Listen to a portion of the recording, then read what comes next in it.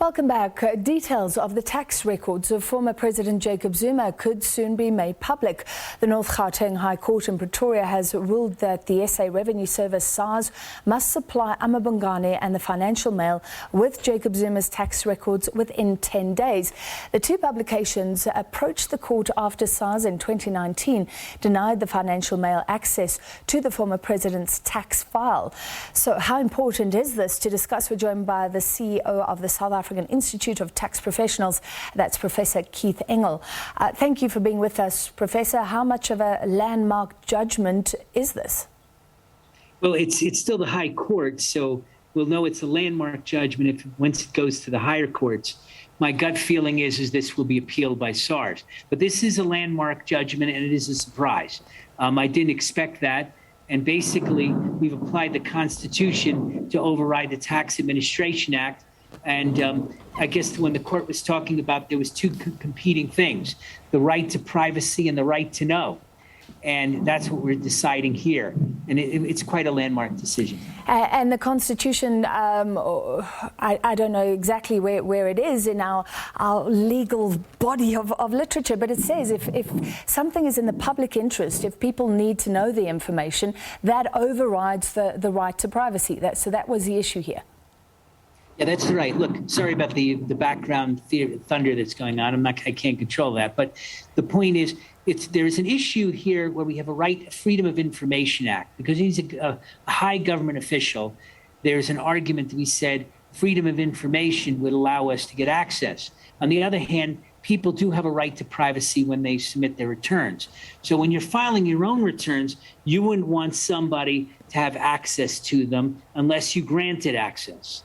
So when is your own tax returns a public good, effectively for public access? Now, the one thing that's very curious about this judgment is they don't really get into the issue about the president's status. They just seem to compare it, right of privacy versus the right for the public to know. Now, you have some sympathy if we're talking about the president or a high public official. And then because the public would have a right to know. But if it's your tax returns, should the newspapers be allowed to have access to that?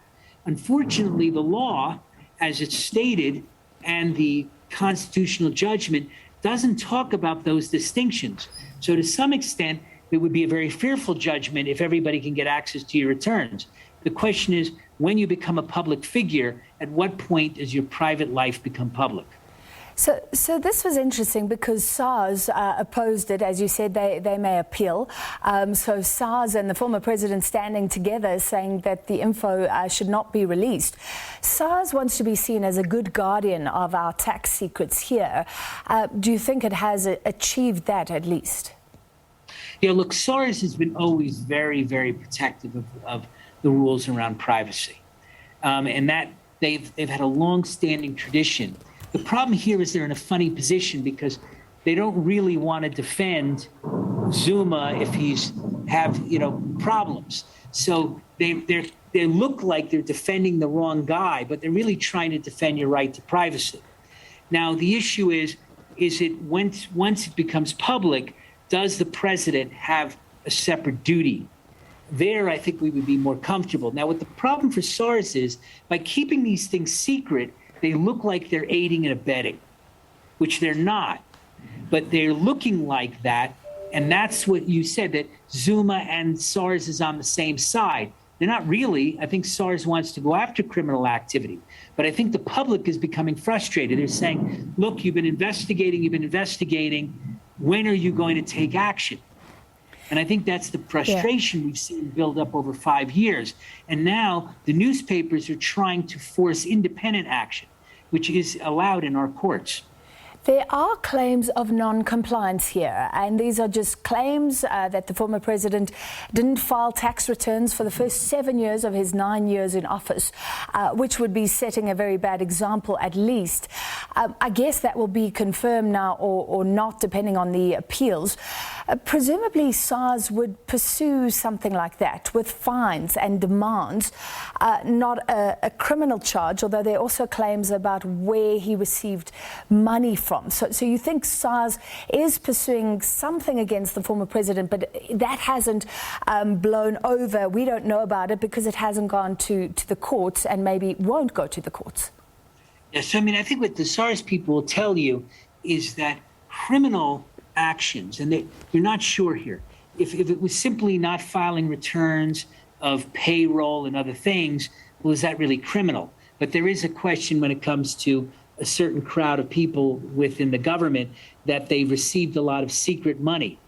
Now, that money is criminal in and of itself, but an additional criminality is not reporting your your income activities.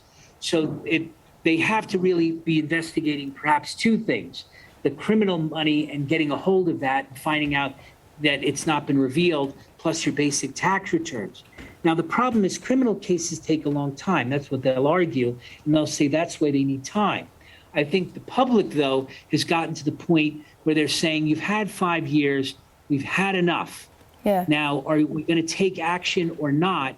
And the frustration is there's a law for one set of people, but there appears to be another set of law for others. Okay, and so I don't very think that's quickly, SARS' intention. Professor, because we're running out of time, in the normal course of things, would the National Prosecuting Authority have access to these tax records? Would they presumably already have gone and seen who was paying the president, given some of the public claims, or not? Yeah, well, you see, because the MPA is not working at it, a lot of the money is money based on, the concern is based on corruption. So they have been looking at a lot of the papers, I believe. I believe also SARS has been looking at it. But I think the problem for both of them is they want to have a case that they know they're going to win. And that takes a lot of time, and they're rebuilding the capacity within the MPA. So I'm sure they've looked at things. The question is, when are they ready to take action? And the problem is capacity building is still going on. And that's the frustration. All right. Thank you so much for your time tonight. That was the CEO of the South African Institute of Tax Professionals, Professor Keith Engel.